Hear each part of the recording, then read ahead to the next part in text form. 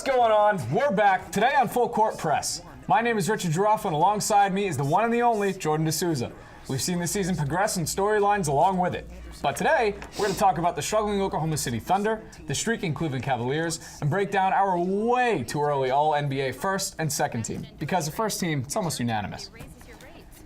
Let's get it going here on Coast to Coast Sports. This is Full Court Press. How you doing, Jordan? I'm great, Rich. How are you? Long time. Yeah, it has been a long time. Absolutely. I'm happy to be back. All right, so let's start it off. Let's talk about the Oklahoma City Thunder. A lot of hype coming in. I think we both thought they were going to be pretty good this year, but so far it's been a bit of a slog. If the playoffs were to start right now, they wouldn't be in. They're at the 9 seed. They're 8-12. What's going on? I just think it's at the point where these three guys don't really want to hurt each other's feelings. They all want to let Paul George get his 25, Rust's going to get his triple-double, Melo to get his 20, and it just hasn't really had the time to mesh yet. Also, keep in mind, this is a team that got put together relatively late into the offseason, so they haven't really had the time to work out the kinks, see what works, see what doesn't. So I think this is something that's going to figure itself out just with time, maybe whether it's going to be in a week, or a month, or 2 months, or maybe even by the All-Star break, who knows? But I think it's something that's going to work itself out as the season progresses. Yeah, I agree with you on the long-term lookout. I think that you're right on that. But there is one positive with this team so far. That's that they're third in defensive rating. That's pretty good. You know, we didn't expect them to be good on defenses with Melo. And, you know, Russ, he has the looks of a great defender. He's cosmetically a good defender because he's big, he's strong, he's fast, statistically, he's angry, not that great. But a thing that I think that has gone wrong with the Oklahoma City Thunder, I don't think Billy Donovan really has control. I think a lot of these guys are just, you know, shrugging him off because the other night Melo, he wanted to take Melo out, and Melo was standing there waiting for someone to shoot a free throw, and Melo said, no, I'm staying in. And Melo never came out after that. So I think Billy Donovan, I think he has to get a little more control of this team because, truthfully, it doesn't seem like they're running what he wants to do. He just said that the other day. He said, we're not running the sets that I want to run. So maybe this is the start of Billy Donovan turning it around and being a little more assertive with this team. But let's look a little further down the line. Where do you see this team finishing in regards to playoff seeds? Realistically, I see them maybe being a 5 or 6 seed at the time. Yes, they're not in the playoffs right now, but the West, the bottom half of the West, is pretty competitive. So they're really only like 3 or 4 games out of that 6 or 5 seed. So that's honestly where I see them finishing. It's not where I expected them to finish in the beginning of the year. I saw them as a 3 or 4 seed, but obviously that hasn't really worked out. Yeah, it hasn't worked out at all. Now, there's one thing I think. When the playoffs come around, we know the game slows down. It gets more defensive. You need to run more half-court sets. And I think that's where OKC can excel. Definitely. I definitely see them having a much easier time in the playoffs just because you said the game slows down. And what it comes down to, it really comes down to whose stars are playing the best in the specific playoff matchup. And they have 3 superstars on their roster who could pick up the load at any given time. So I think if they can get into the playoffs with at least a 6 or 7 seed and have those 2 superstars clicking, I think they should be pretty well off. Right, now let's look at the regular season. Let's go back to it again. Here's what I think. I think Melo should come off the bench. I know it sounds crazy, but if you get that Raymond Felton, Carmelo Anthony, 2012 New York Knicks connection, the chemistry, I think that honestly could make a difference. And with a player like Melo coming off the bench, that's buckets. He's going to be going up against backups. That is no question about it. And I think we need to see more Paul George. Definitely. I really think we do. I think they're underutilizing him a little bit. He's playing great defense so far this year. He's a big reason why they're in the top 5 in the league in defensive rating. But as the Thunder go on, I think things are going to work themselves out, safe to say. So I'm going to play devil's advocate with your Carmelo situation. It seems like chemistry has been their one big problem. Do you think it would hurt or help the chemistry by telling a guy like Carmelo, who I don't think would be too pleased with coming off the bench, telling him to come off the bench? Do you think that would hurt or help? I think in the short term it would hurt. I think Melo would be very upset about it, and I think he would make it known. He would tweet about it. He would say something to the media because he's very outspoken. But in the long run, I think once Melo starts to win, I think the lure of winning will eventually take over that. Hopefully it should. It's sort of ego he has. It's just been his ego. If he could put his ego aside and come off the bench and give around like 27, 30 minutes a game, I mean, he could be great, and he could still get his points. Exactly. It would be phenomenal. I think it's the pristine situation for Melo. I just think Billy Donovan has to take control and say, Melo, we're going to win if you come off the bench. Definitely. That's what I think it is. All right, moving on. Another team that started off the season not that great, the Cleveland Cavaliers. But lately, they're phenomenal. They're incredible. LeBron James has been jaw-dropping, and they've won 10 straight. So, What's going on with the Cavs? Do you have faith in them again? I mean, I think you have to have faith in again. I mean, they've been able to rattle off 10 games in a row, all without Isaiah Thomas, Derrick Rose. We don't really know about Derrick Rose yet, but still, he's a lot better than Jose Calderon. At least we could say that for now. So we don't know what the deal with Derrick Rose is, but still, they've done this all without Isaiah Thomas for the most part. So this has been very impressive. It seems like they're starting to gel. And one of the things that we forgot about this Cavs team is that they added 7 new players in the offseason. Yeah. That's more than half your roster. So it's definitely going to take time. Yeah, it's going to take time for the chemistry to grow, and definitely it looks like it has been building up. Wade has looked a lot better these last couple weeks. That's what I was going to hit on. Definitely. So. Yeah. So I got a question about LeBron. So far, he's averaging career best numbers. He's at 29, 8, and 8 right now, as opposed to being at that 7 rebounds, 7 assist mark. I personally think this is the best LeBron yet. I think this is the best LeBron ever. Truthfully, he's shooting at a better percentage. He looks more physically imposing. Back in the Heat days, he was a big guy, but he was a little less athletic. Don't get me wrong. This guy's he's definitely slimmed down a little bit. He looks a little leaner. Yeah, he's got that lean muscle along with that just brute strength. It's really something else to watch. He just won another Eastern Player of the Month. Do you think this is the best LeBron we've ever seen? I don't know if it's the best LeBron we've ever seen. I think it's the best LeBron we've seen since 2012 Miami Heat LeBron. I think he shot like 56% that year. So I don't know if it's necessarily better, but it's definitely a different LeBron. He definitely looks to pass a little more, looks like to facilitate. Maybe playing him at point guard is change that a little bit, but it seems like he's taking a more less of a rah-rah strong kind of approach to the game. He's looking to be a little more finesse and skilled. So I think maybe he's transitioning into his old man game a little bit. He realizes he's 32. He is shooting better. Yeah, that he is, and his three-point shot has looked great. And I think you could actually attribute a lot of that to Kyle Korver. Korver's been working on a lot of him with his shot, so definitely. Yeah, it's fun to watch. And another interesting aspect of this Cavaliers team, their most effective lineup right now, it's not a full 5, but when Dwayne Wade, Kyle Korver, and I want to say Jeff Green are on the court together, they're a plus 155. Yes. That trio right there. This Cavaliers bench, at least on paper, I think would be a lot better than a couple like real team starting lineups. Yeah. I mean, when you're bringing off Rose, Wade, and Korver, and even Channing Frye's been playing like out of his mind. Yeah, that was actually what I'm not Green. It's actually Channing Frye. Channing Frye. In that 3-person. But still, Korver, Channing Wade, and Frye. You have Green when Tristan Thompson comes back. This is going to be a very, very deep team. Yeah, definitely something to trifle with. Now, the Celtics have been great. Do you think this 10-win Cavalier team is what we're going to see for the rest of the year? And if so, can the Celtics compete with that? Yes, I think this is the team that we're going to see for the rest of the year. Yes, I think they can be competitive. I don't think they're going to win in a 7-game series. I still think LeBron has one more year where he's guaranteed a finals trip while in the Eastern Conference. I think he's got one more year where you can just book it, pretty much. Yeah, I'm going to agree with you on pretty much everything you just said. I think we're going to be shocked again by this team and how easily they're going to discard the Celtics, because if LeBron keeps playing like this and their depth comes in and Dwayne Wade keeps playing that 6-man role that he's been playing so well, brings that defensive intensity that you now see them playing with, I think it's pretty much a wrap in the East. Yeah, I just think the thing with the Celtics and the Cavs, maybe with the Celtics because they're so young and the Cavs because they have a lot of injuries, these teams are going to be so much better come June than what they are now. Yeah. Once you bring back Isaiah Thomas, Tristan Thompson, once Hayward, there's a chance. The Celtics haven't said anything definitive on Hayward. There's a chance. Yeah, there's a chance, but even, Hayward, and then you have Tatum and Brown, those guys are only going to get better. So this team's going to be much better than what they are right now. All right, well, that's going to do it for this segment. We'll be right back. We're going to be discussing All-NBA rookie teams and who we think has been the best players in the league.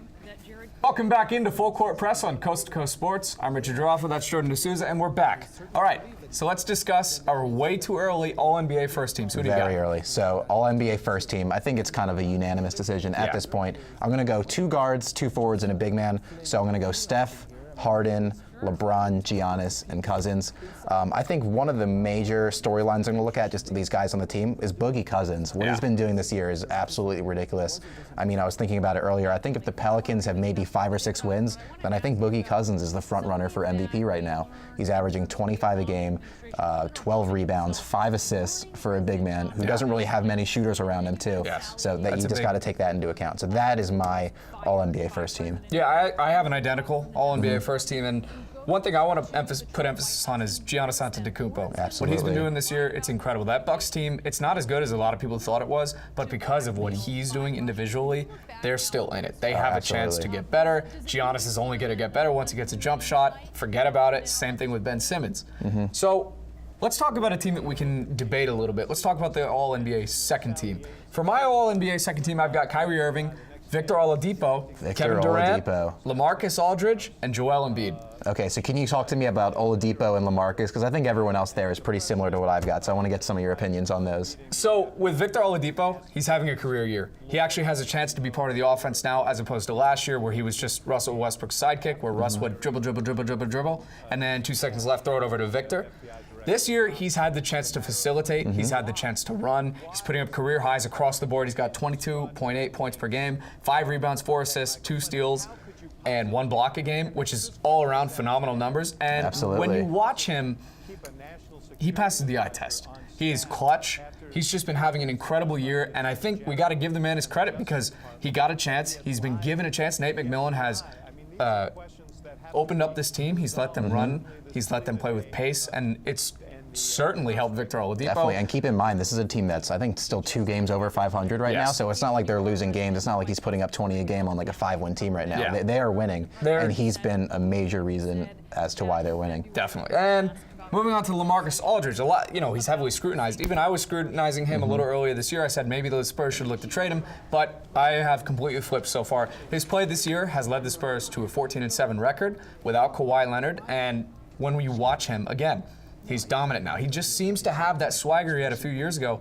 when he made the All-Star team, and I wouldn't be surprised if he makes the All-Star team again this year. He's got that energy. He plays great defense. He's averaging a block and a half a game. He's shooting threes at a higher clip than he's ever shot before.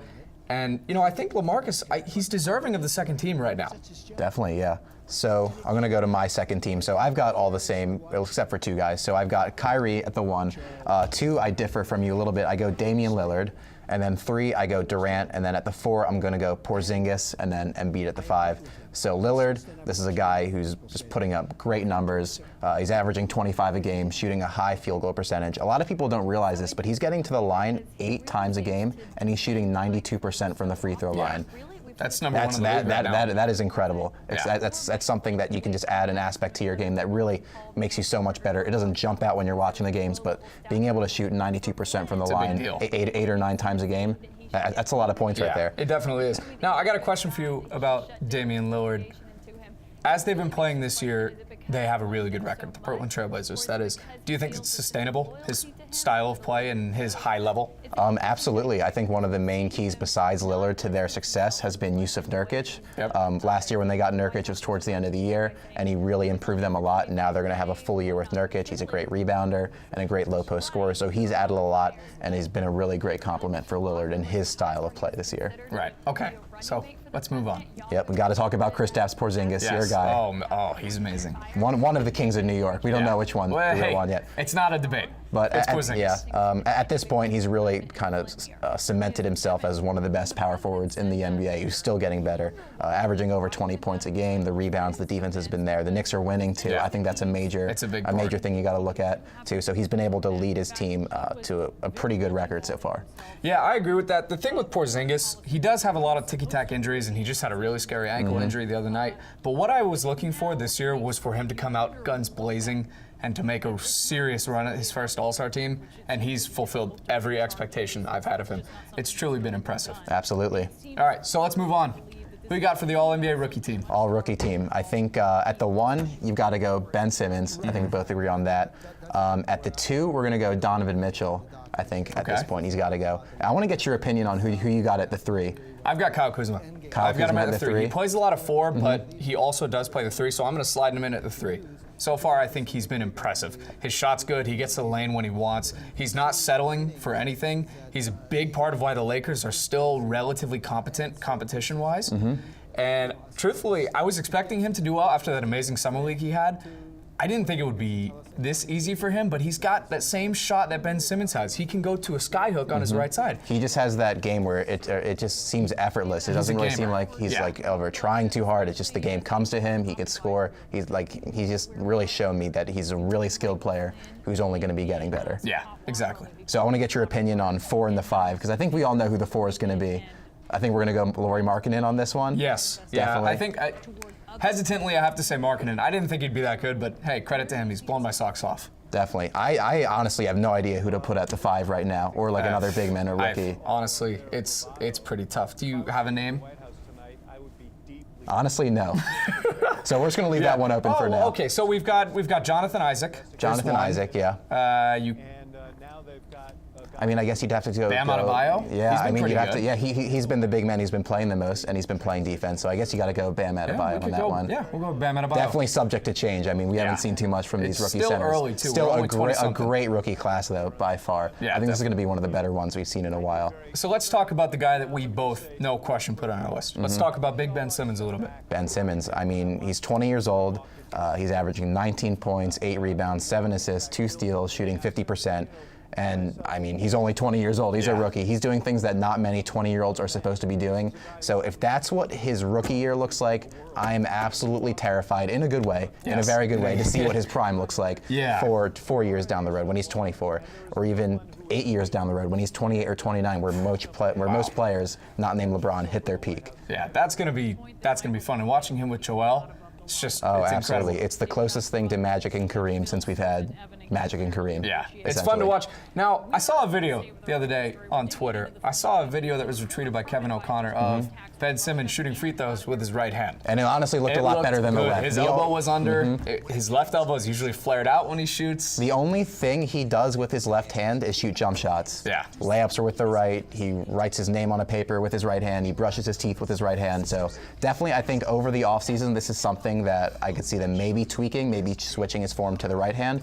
But also, I'm kind of confused as why they didn't do this last year. If they knew this was a problem, he had a whole year off where the only thing he can do is shoot free throws and take jump shots. So it's a little curious to me why the Sixers wouldn't kind of pinpoint that and work that out. Well, maybe they're just doing the same thing that the Lakers are doing with Lonzo. They're letting him shoot with his form that he shot his whole life.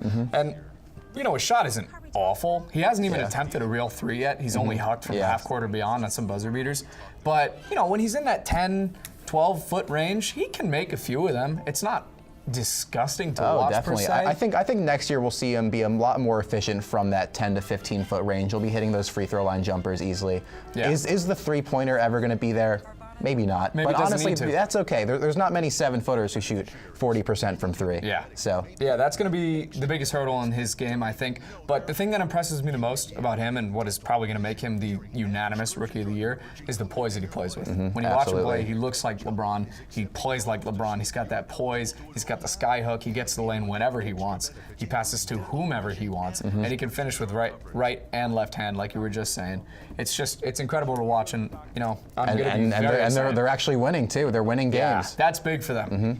Yeah, well, gonna do it. Looks like it. All right, that's gonna do it. Thanks for tuning in. This has been Full Court Press. I'm Richard Geraffo. That's Jordan DeSouza. And we'll see you next week.